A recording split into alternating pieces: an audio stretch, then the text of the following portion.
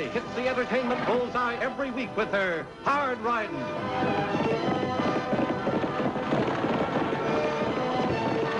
Straight shooting.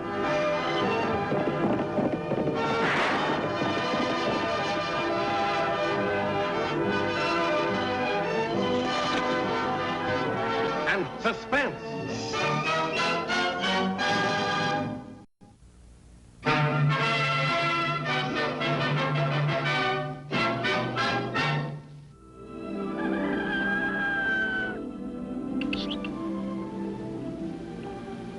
Patience, little one, patience. Papa Paul cannot do two things at a time. Yeah, such a nice breakfast. Yeah. Shame, eh, blood. To push a lodge like that is very ungentlemanly. Oh, come, come. Ah, that is better. Stay here and keep a sharp lookout. We don't want to be interrupted.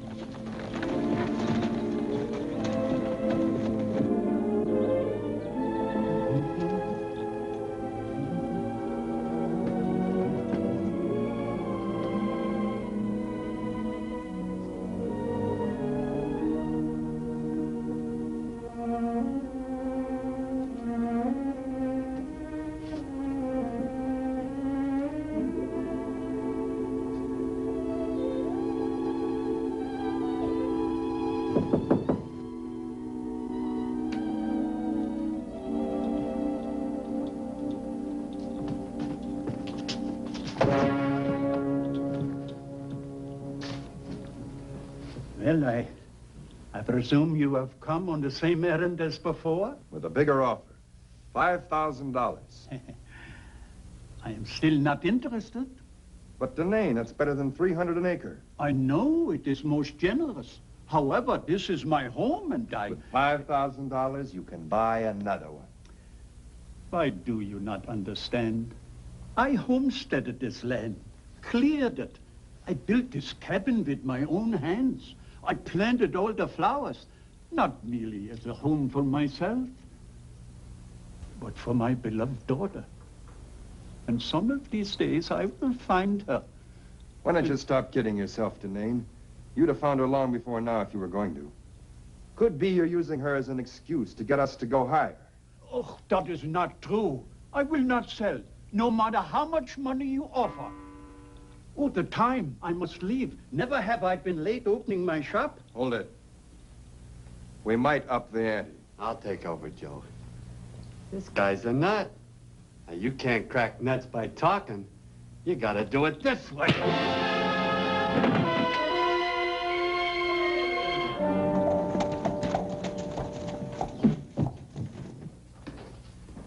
Papa Paul must be slipping. You still look like a floor mop. Tagg Oakley, I thought I told you to wait if that barber shop was crowded. It wasn't even open. At 10 minutes to 9? Honest, Annie, it was locked up tight. Strange. Papa Paul has his peculiarities, but being late isn't one of them. He usually has that shop open every morning by 8 o'clock except on Sundays. Maybe he's sick. Let's ride out and see. Tagg, you have your homework to do. Oh, Annie. Go on.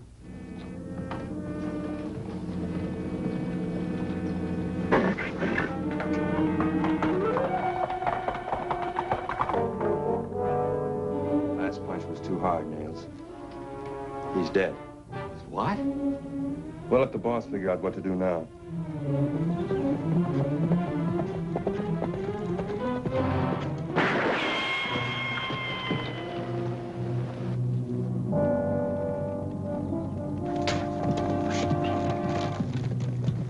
I'll go after him. You check Papa Paul. It's Lofty Craig and Annie Oakley.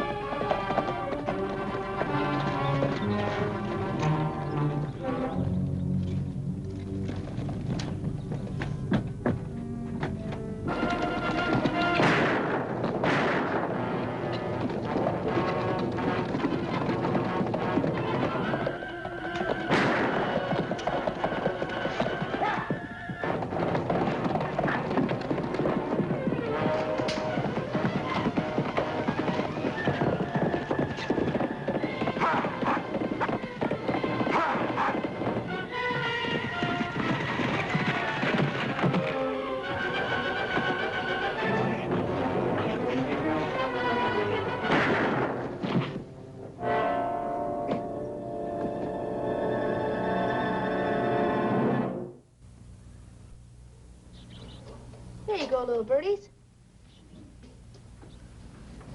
Eloise and Abelard are awful big names for such little birds. Can I keep them, Annie? Please? Well, all right, Tagg. But you'll have to take care of them. Oh, I will, Annie. Honest. Gee, thanks a lot. Please? Only Papa Paul would have something like this in his stable. It's lovely. He did beautiful work. You mean he made this? Mm-hmm. He used to be a lacemaker years ago back in Belgium. He sure was one strange hombre.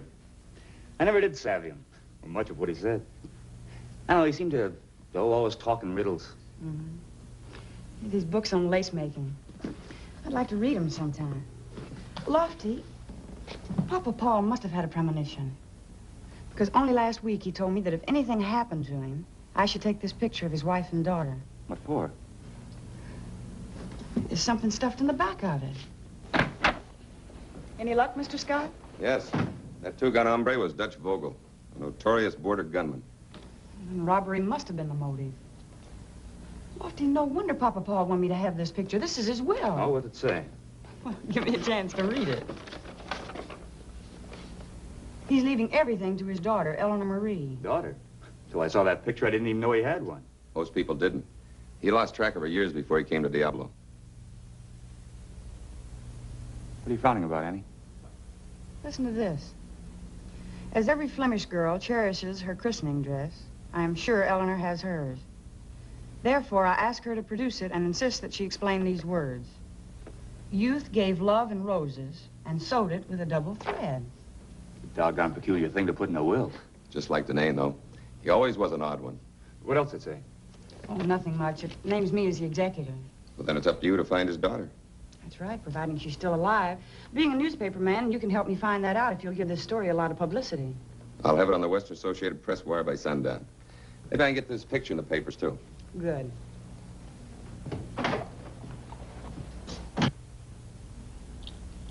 Lofty, do you have the key to Papa Paul's shop? Yeah? Let's go over there and look for a locket. A locket? Mm-hmm. Come on. Do your old tricks again, huh? Withholding information.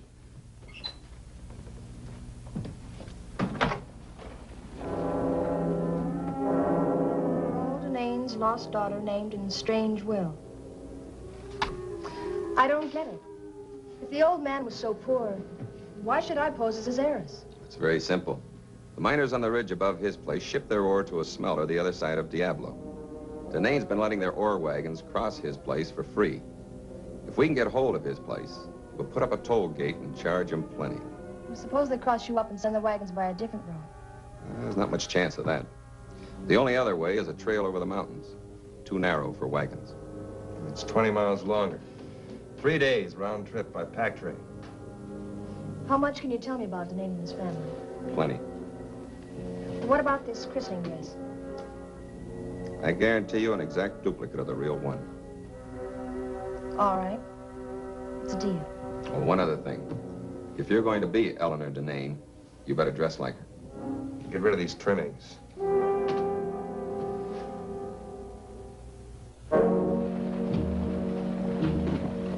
Aunt Felice brought me to America when I was 7 or 8.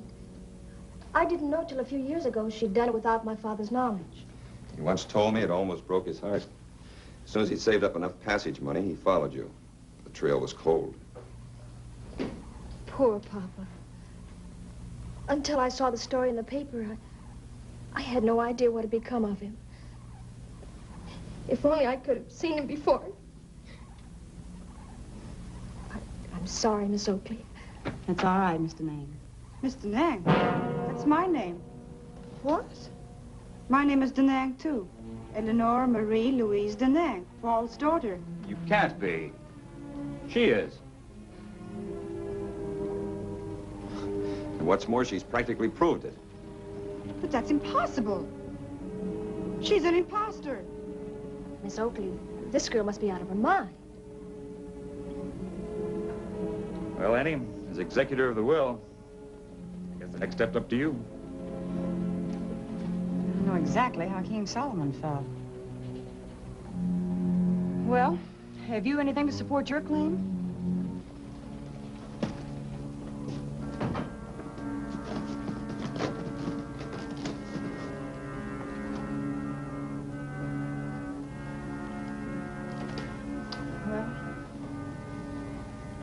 You've each produced a christening dress.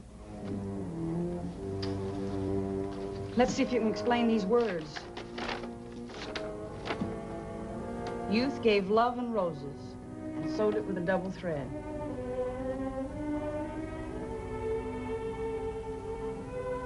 I'm afraid I can't. My aunt told me some time ago about some double thread. It was such a long time ago. I can't remember. Can you explain it? Easily. From what my Aunt Felice told me, youth means my father was a young man when I was christened. With love, he gave me this dress, which, as you will see, Miss Oakley, is trimmed with rose-patterned lace. What about the double thread? Look at the seams. Sewed with a double thread, all right. So is this one. But I explained the words. Doesn't that prove I'm the real heir? Certainly seems to, but I can't make anything official until after I find a certain locket. Locket? Mm-hmm. There was one paragraph in the will I didn't make public. The accuracy of her explanation will be confirmed by the contents of the jewel locket in my possession. Well, I guess it's a stalemate till that locket is found. I'm afraid so. Then I might as well take a room at the hotel. Is it very far? No, just down the street. I'll show you. You're very kind.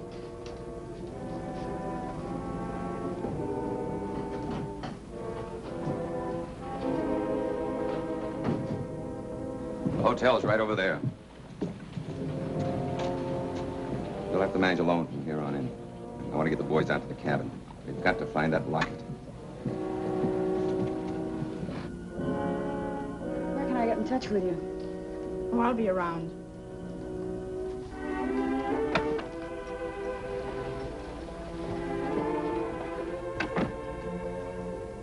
What's puzzling you, Annie?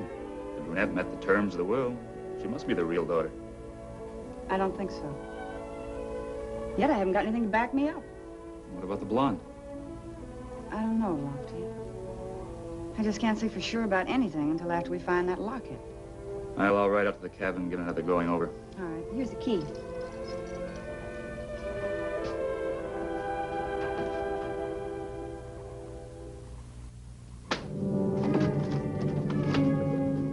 If that locket was here, Craig and that Oakley gal would have found it. Stop grumbling and keep looking.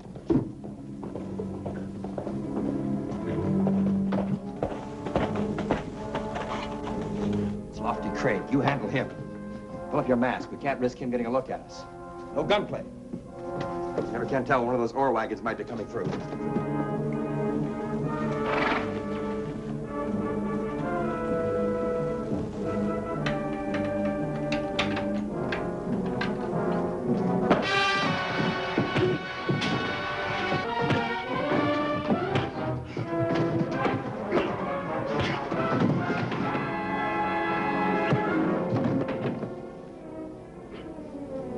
You okay? I reckon so. Let's go.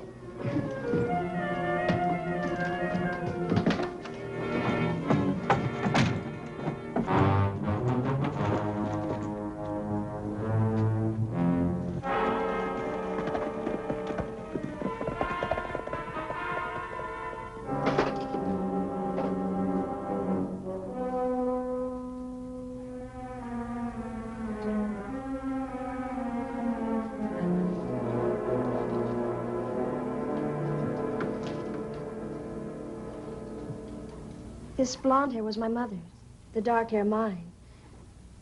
Papa must have loved us very much to keep these for so many years. Youth and love. That's right.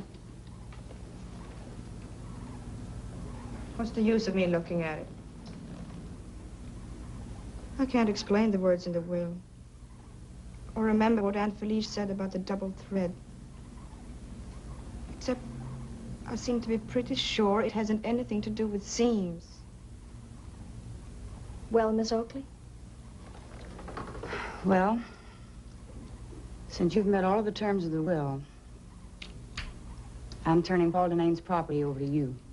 Miss Oakley, you can't. She's not his daughter. It's not fair. It's unjust. Wait a minute. Gosh, I kind of feel sorry for her. So do I. Sorry. She must have been desperate to attempt such a masquerade.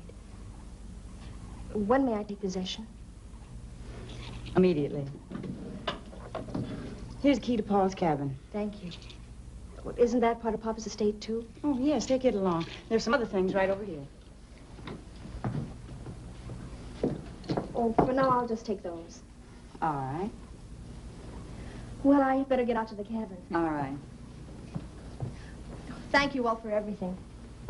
Papa Paul had a pair of lovebirds. I've been taking care of them, but if you want... Well, I'm sure he'd like you to keep them. Gee, thanks a lot. Well, I only hope I did the right thing. It was the only way I could think of to force her hand. Whose hand? The brunette's. I'm almost certain she's an imposter. Then why in thunder did you give her the property? To find out why it's so important to her. And also to try and learn the identity of Papa Paul's killers. You think she's in cahoots with them? Yes, I do, but I can't prove it. At least not yet. In the first place, her christening dress looks old, but I'd say both the material and the lace were made in the past, 5 years. If she ever gave it that yellow with age look, I'll never know unless maybe she dipped it in cold tea. But the lace in that christening dress is completely different in texture than the lace in the centerpiece. Anything else? Yes. As far as I'm concerned, those locks of hair don't even begin to confirm her explanation of the words in the will. Sounds like a lot of jibber-jabber to me. Me too. What are you going to do now, Annie? Well, first I'm going to go find that blonde. I want to talk to her before she leaves town. You know, Lofty, her christening dress is genuinely old. It's delicate and fine, and the material looks as if it's hand-woven. And the lace? Lace! Hey, maybe that's it. Look, you fellas go look for the blonde. I'm going to continue reading about lace making. Morning, Lofty. Got any news for me today? I can't think of any. Oh, by the way, have you seen anything of that blonde girl? No, not since yesterday afternoon. Why? Is there... Hey, Lofty, I found it in the very last book. Oh, hello, Mr. Adams. Looks like I've got another headline story for you. Does it really prove the brunette's a fake? It sure does. Listen to this. When making lace for a christening dress, many a lace maker follows a quaint old custom. He weaves one of his own hairs into the lace, along with the hair of the child for whom the dress is intended. The double thread. Exactly. The dark hair in the locket is Papa Paul's, and the blonde hair belongs to his daughter, so... Annie, that Denain woman's put up a toll gate. Barred us miners from using a shortcut, unless we fork over $50 per wagon load, per trip. We just can't do it. So that's why she wanted to get hold of Papa Paul's land. Just a minute, miss. I just wanted to tell you, I think you're getting a raw deal. What do you mean? Well, I've got a strong hunch that you're the real Eleanor Denain. Thank you, but And if you'll stay on here, maybe I can help you prove it. I don't see how. Suppose we drive out to the Denain homestead. We've got plenty of time until the stagecoach leaves. It isn't far. I would like to see my father's home. I'm sorry, boys. Right now, I can't disclose what action I intend to take. But I guarantee you that everything will turn out all right. Better be soon or we'll be out of business. That's right. Yeah. Well, it's 10 minutes to 12. We'd better get over to the stage depot. Say, you two better do something about that toll gate or we're going to tear it down. Yeah. Sure will do. Tear it down. Well, I don't know. You can't get it.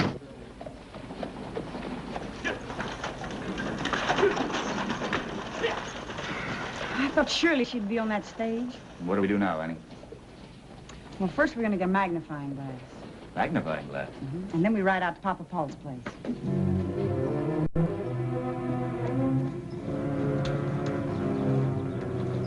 Suppose you keep an eye on these two so I can talk to Mr. Maine privately. Sure.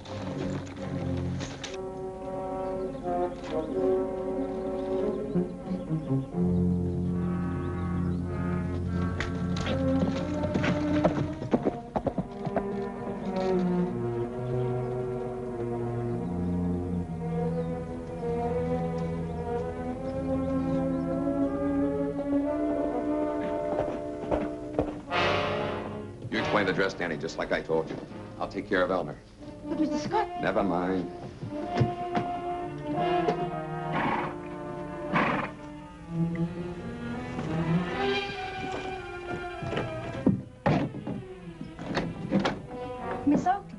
What a nice surprise. Won't you come in? Thank you. How nice of you to call. This isn't a social call, Vera. Do you mind if I take another look at your christening dress? Not at all.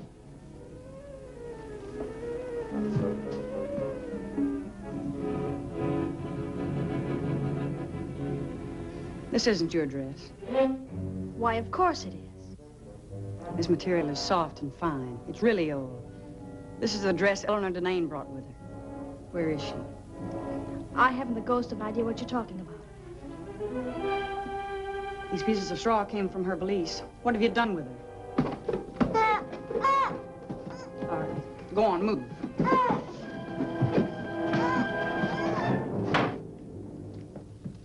Get that gag off fast. Now the ropes. Adam Scott. He's behind all this. He's out back. Don't worry, Annie. I'll take care of her.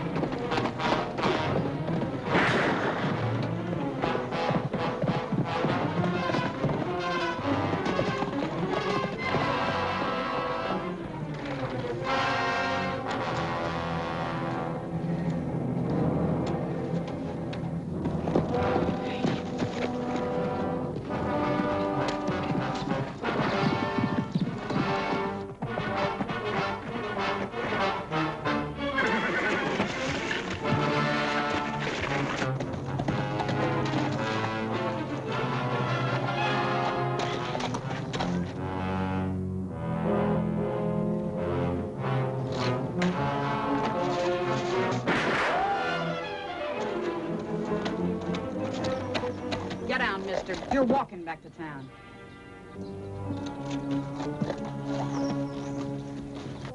So, when Papa Paul was making the lace for his baby's christening robe, he wove one of his black hairs and one of her golden ones into the rose. Gosh, Annie, you know a lot. Nonsense, Tagg. I just remember what I read.